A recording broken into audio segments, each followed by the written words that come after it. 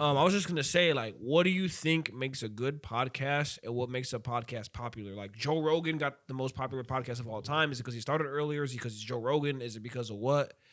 You got Theo Vaughn got a podcast. Who's another popular podcaster? You got Lex Friedman. Who else you got out there? Buddy. Like, what do you think?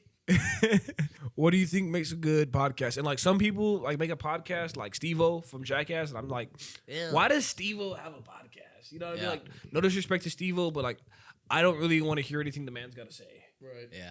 Like you did Jackass, you're Steve-O.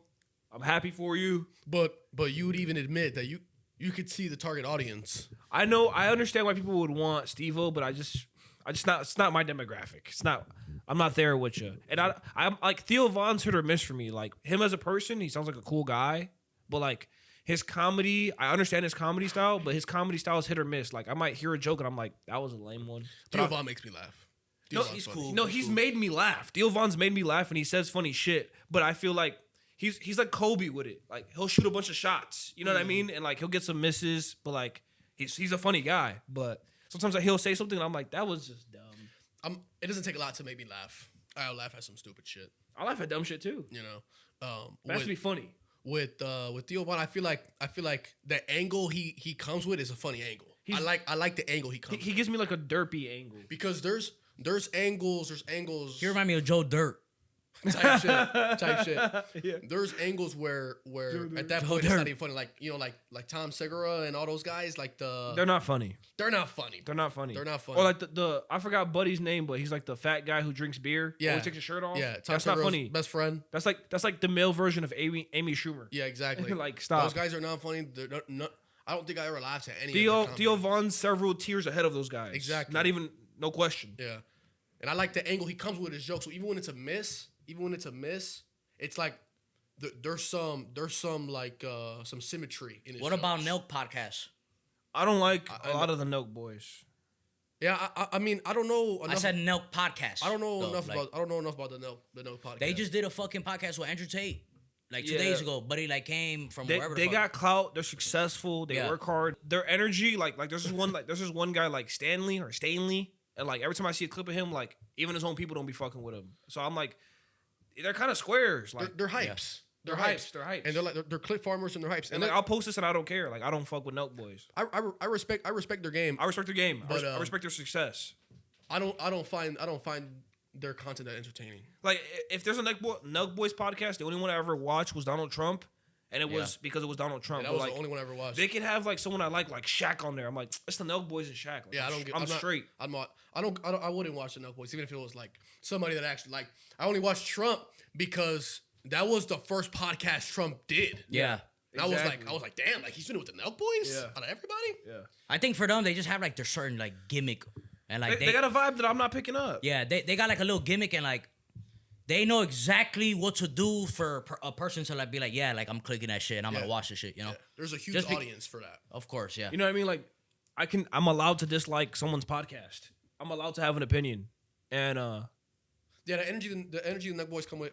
I'm not the biggest fan, but I think what makes a good podcast is how does it make the viewer feel when they're watching it?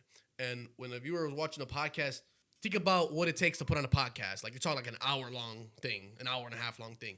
People just throw that shit on, you know, and they have it playing. Yeah. The podcast is somewhere it's like is what's being discussed making them feel like it's worth their time. Yeah. Right. You know, like making it feel like they should stay here.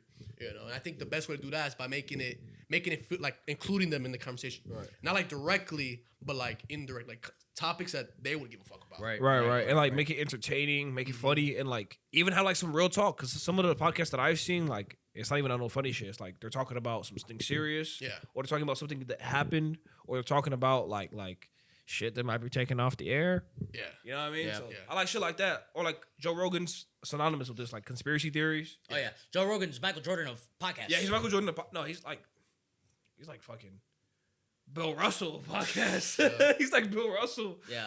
Like for real. Yeah, he's a goat. He's a goat. Like No, he's not a goat. He's the goat. I don't see no one ever topping his Yeah, podcast. he's the go, and no one ever is. it's one of those things where it's like you had to be there in that moment to get that kind of level of fame. But like Right. one thing I like about Joe Rogan, and I want to like emulate this or like have what he has in his bag. He wears so many hats. Yeah. Like he's a reality TV guy. He's a sitcom guy. He's a UFC commentator. He's a martial artist. He's a comedian. He's a this. He's a that. He's a podcaster. He'd be over here. He'd be over there. Like you want to diversify. You know what I mean? And he doesn't Yeah. even do it because he has to. He does it because he likes to. He Yeah. chases his interest. Like he was interested in UFC, and he started commentating on UFC. Yeah. He wanted to learn martial arts. He learned martial arts. He thought about comedy. He did comedy. So like Joe Rogan does not need to be a UFC commentator. no, he never not- did. He does never not did. need to be that. You know, he does not need to do 90% of the stuff that he does nowadays. You Yeah, know? that's just one of his things. He don't even got to do the fucking podcast no more. No, you don't Yeah. even need to do no more. He could be like, podcast is done. UFC's over. I'm 57 years old. I'm gonna spend time with my daughter and my wife. But like even with your podcast, like you still even have time to do all that. You know. He don't got to do podcast no more. No, but like for us, we're just starting out, so a lot of our content is still getting there. Yeah. You know. And then at that, like we gotta put enough out to see like what people are like. Man, that's And what I we're, like. we're still finding our podcast identity. You know Yeah. what I mean? Yeah. That's okay. and I think that takes time. Oh yeah. That takes time. So Oh yeah. we don't have to look at what we're doing and like hyper analyze until we got something to look at. Yeah. You know. But yeah, I think what makes a good podcast is the person that's speaking has to be relatable, and like I said, like the Nug Boys, I don't really jive with them because of their energy and how they're coming. Yeah. But I'll find someone who's more up my alley, and like Yeah. everyone got different tastes. That's why the Nug Boys exist. That's why Joe Schmo exists. You know what I'm saying? So that's what makes a good podcast. Is someone who like is watching. Is like I can relate to Buddy, or I like Buddy's takes, or I like Buddy's opinions. You know what I mean? And despite Joe Rogan being perfect timing, I feel like his personality is super inviting Yes. for anybody. He's no ego. He always has questions. He's interested in a multitude of things. So And he's a stand-up guy. He's somebody who you could like actually have a beer with. yes. You know. He's Yes. not like a lame. I like Theo Von because he's like no ego. Yeah. Like he's not even trying to be cool guy. No he's point not to prove. He's not trying to be biggest man in the room. He's not trying to like make you feel him. You know? And he's an open book. He's He's open book. And he's the same with everybody. That's why I like Theo Von more for the person than the comedy. You know what I mean? If I Facts. watch Theo Von, it's more like I fuck with Theo Von and his comedy's like hit or miss with me. Like Theo Von, he had Bernie Sanders on his podcast and it was cracking it up, and then he had Trump on his podcast and it was cracking it up. Yeah. You know, like that's range. And he got range. He got range. He Yeah. got Cat Williams on there. That shit was funny as hell. Yeah, Cat he Williams. did.